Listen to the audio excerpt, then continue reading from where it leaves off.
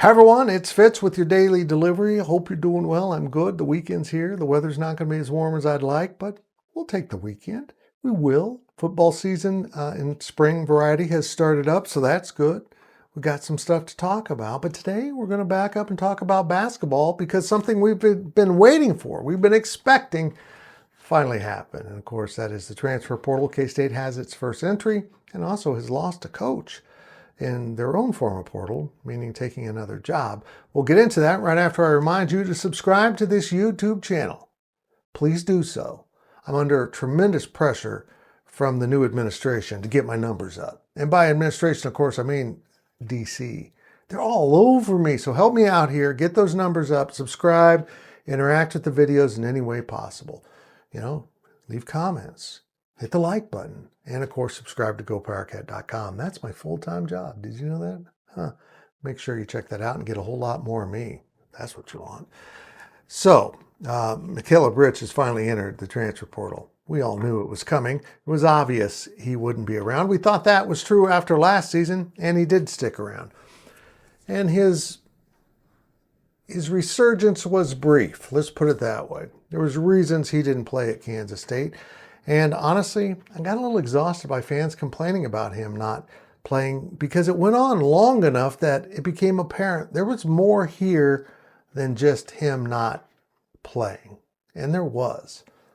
I don't know if there was an actual formal suspension, but there was some real tension between him and the coaches about work ethic and how much you're going to put into this. He's an incredibly talented kid. Man, fans, including me watching from Media Row, would get excited when he came into the game because a thunderous dunk would almost always follow. There's an edge to his game that can't be taught, and he has it, but he's not fully developing it. He would maybe get a rebound, but it'd come in a foul or two, break down on defense.